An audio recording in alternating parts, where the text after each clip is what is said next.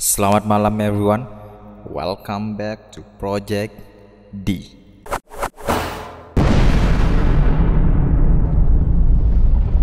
Oke teman-teman. Oh sebentar. Udah terang. Oke, kembali lagi bersama Dani di sini dan kali ini saya hadir untuk membacakan kembali cerita ke kalian sebagai kisah mistis penghantar tidur.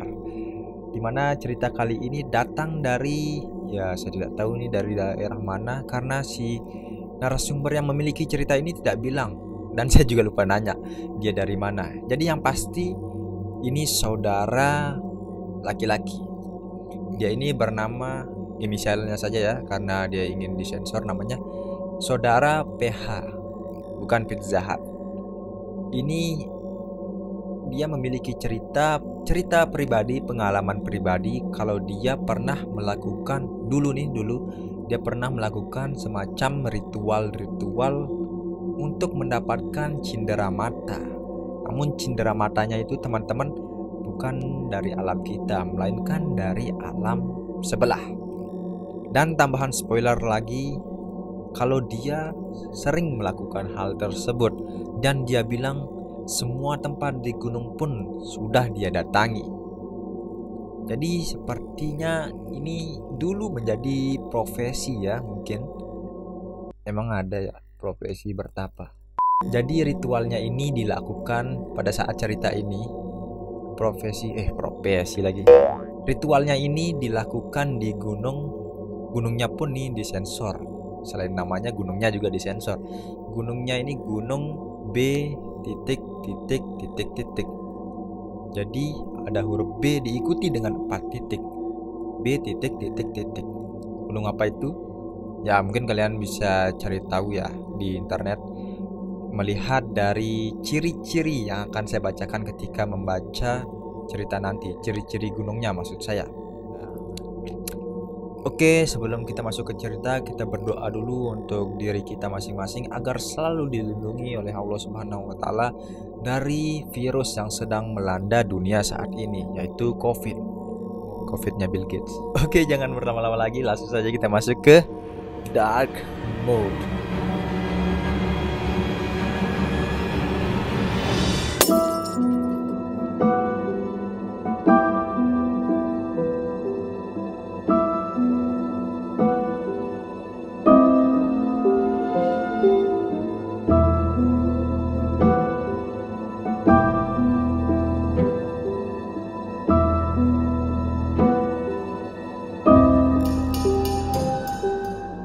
BTW ini 1 Januari 2021 jam 01.42 malam.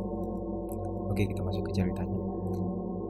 Waktu itu saya lagi semangat-semangatnya bertirakat. Semua itu saya lakukan hanya untuk mendapatkan cindera mata dari alam goib.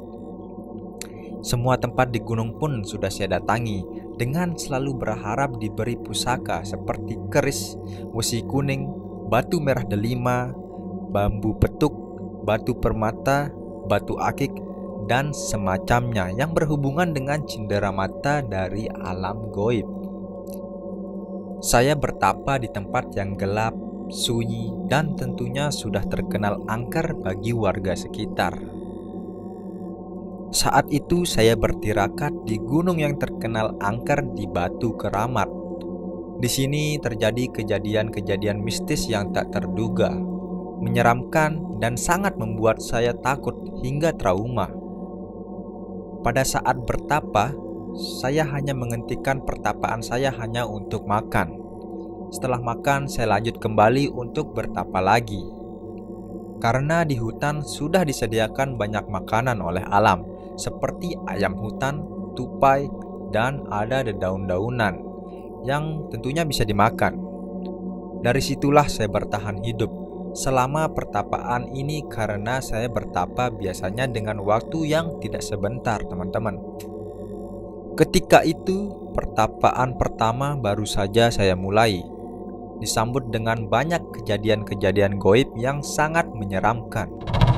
Dalam hati saya berkata, tirakat pertama ini cobaannya sudah menyeramkan sekali ya. Namun saya terus coba untuk tetap menutup mata saya dan membiarkan makhluk-makhluk tersebut mengganggu saya. Karena jika saya membuka mata saya maka akan gagal dalam bertapa dan harus mengulanginya kembali. Saya rasa makhluk-makhluk tersebut mengganggu saya untuk menggagalkan rencana saya. Namun saya mencoba untuk tetap tenang, rileks, dan duduk bersila. Singkat cerita, pada saat siang hari sekitar jam 11.30 saya memberhentikan pertapaan saya hanya untuk sementara untuk mencari makanan di sekitar hutan di gunung ini. Dan singkat cerita, pada malam harinya saya lanjut bertirakat di batu keramat yang belum pernah orang tahu sebelumnya. Dan juga tempat ini masih terlihat belum terjamah oleh kedatangan manusia satupun, apalagi untuk bertapa. Kejadian-kejadian saat pertapaan di batu keramat ini banyak sekali yang saya rasakan. Ada semacam makhluk yang besarnya seperti rumah bertingkat. Kurang lebih itu tingginya 5 meter. Kemudian saya merasakan ada sesuatu yang sangat besar yang melilit tubuh saya, yang seketika membuat saya merasa sesak nafas. Lalu saya sadar jika itu adalah sesosok ular. Namun saya tidak bisa membayangkan betapa besarnya ular tersebut. Karena yang saya rasakan seperti seluruh anggota tubuh saya ini dililit oleh ular tersebut. Ya ampun, besar sekali dong. Namun saya pasrahkan saja dengan apa yang akan terjadi. Di hari-hari yang berikutnya itu sama seperti hari yang kemarin. Saya mencari makan pada saat siang hari, dan pada saat malamnya saya melanjutkan pertapaan saya. Pertapaan yang selalu kedatangan tamu dari alam sebelah, berupa makhluk-makhluk yang buruk rupanya. Singkat cerita, setelah 13 hari kemudian, saya tidak menemukan satupun makanan yang halal, dan terpaksalah saya di sini menangkap ular untuk saya jadikan makanan, ya untuk menyambung hidup saya dan menambah tenaga untuk melanjutkan pertapaan saya tentunya. Selain itu, air pun sulit saya dapatkan. Namun di hutan ada pohon yang apabila dipotong akarnya itu maka akan keluar air. Dan dari situlah saya minum. Keadaan saya sudah seperti orang gila, teman-teman. Setelah melewati hari-hari yang menyedihkan, malam-malam yang menakutkan, dan bisa saja pertapaan saya ini diakhiri oleh kematian. Namun saya tetap bertekad untuk tetap bertapa demi mendapatkan pusaka yang saya sendiri belum tahu apakah saya bisa mendapatkannya atau tidak. Namun semua itu saya pasrahkan saja hanya kepada Allah Subhanahu wa Ta'ala. Singkat cerita, setelah 25 hari berikutnya, keadaan hutan ini semakin mencekam, semakin menakutkan.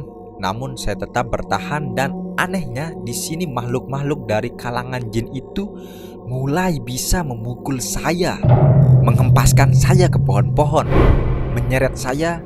Namun saya tetap menutup mata dan merangkak mendekat ke batu itu. Entah makhluk apa yang menyiksa saya. Yang jelas saya merasakan dia itu tinggi dan besar, teman-teman. Saya pasrah bila harus mati di gunung ini.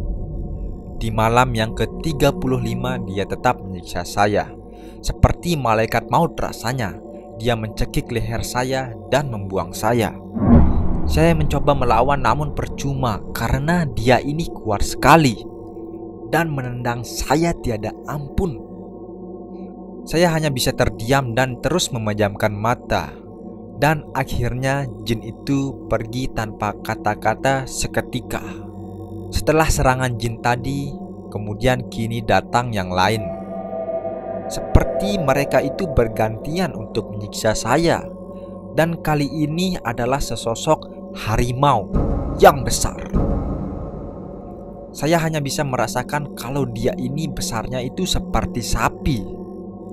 Ketika dia mendekat kepada saya,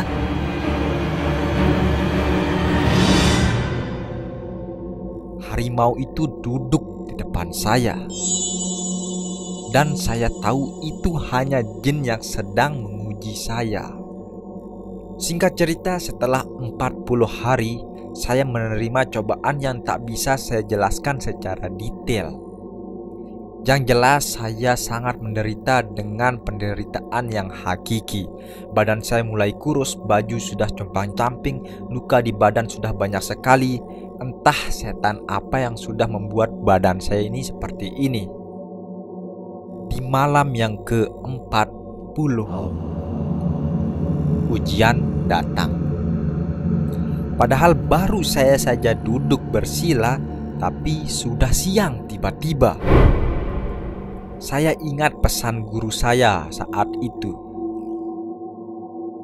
Kalau nanti ada waktu di mana bangsa jin akan membuat manusia merasa seperti di siang hari, padahal itu masih tengah malam.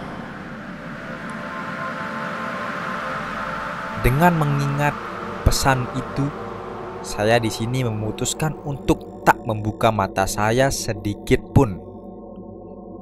Hingga saya merasa tak tahan lagi. Di sini rasanya matahari seakan-akan membakar saya karena panasnya teriknya itu. Namun saya biarkan badan saya merasa panas. Dan saya tidak ingin terjebak ataupun terkecoh oleh jin-jin yang ingin menggagalkan pertapaan saya. Selama 40 malam melewati banyak cobaan, akhirnya hari ke-41 telah tiba. Di malam itu saya didatangi oleh seorang perempuan yang memakai pakaian seperti dayang-dayang dengan mengenakan selendang biru. Umurnya kira-kira ya 30-an lah jika dilihat dari wajahnya. Dia keluar dari batu besar itu dan mendekat kepada saya. Dan kemudian jin itu bilang kepada saya, "Sedia ikut bersama kamu dan menjadi pembantu bagi diri kamu dan keluarga kamu." Itu saja kalimat yang saya dengar terucap dari omongannya. Singkat cerita, akhirnya siang pun tiba dan saya membuka mata. Dan saya melihat ada besi berupa tombak yang sudah ada di pangkuan saya. Kemudian saya mengambilnya lalu menciumnya sebagai bentuk penghormatan kepada Sang Empu yang sudah menciptakan pusaka Nusantara ini. Akhirnya saya pulang dengan keadaan kurus, rambut agak panjang dan baju pun sudah lusuh, dengan kulit yang banyak luka-luka. Begitulah pengalaman saya, sebuah pengalaman dengan pengorbanan yang sangat besar, yang membuat saya tak mungkin untuk melupakan pengalaman ini. Terima kasih sudah mau membacakan cerita saya. Tomato. Tamat.